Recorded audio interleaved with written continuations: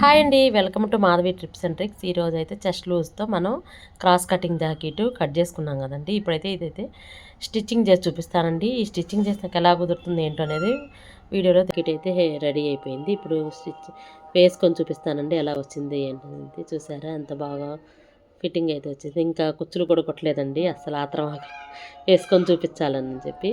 చూసారా neck hands blouse వల్ల చీరకు కూడా అందం వచ్చిందండి.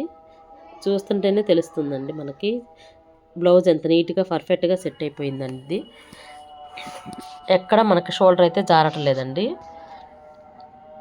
నెక్ కూడా నేను చాలా కిందకి డీప్ అనేది పెట్టుకున్నాను కొంచెం, అయినా కూడా మనకు రౌండ్గాను నీట్గానే వచ్చేసిందండి.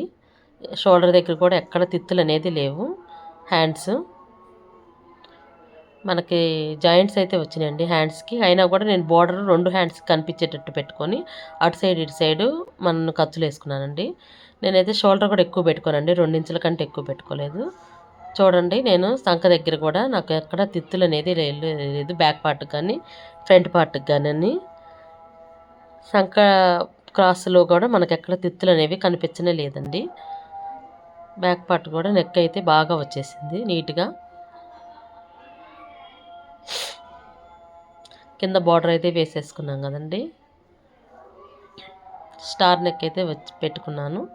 ఇలానైతే చీర అయితే లుక్ అయితే ఇలా వచ్చేసిందండి. నాకు ఎక్కడ పైకి లాక్కపోవటం అనేది ఏమీ లేదండి. వెనకమాల కూడా బాగా సెట్ అయింది. ముందు పక్క కూడా సంక డౌన్ క్రాస్లో కూడా అక్కడ తిత్ అనేది ఒకటి లేదండి. చూసారు ఎంత నీట్గా వచ్చేసిందో.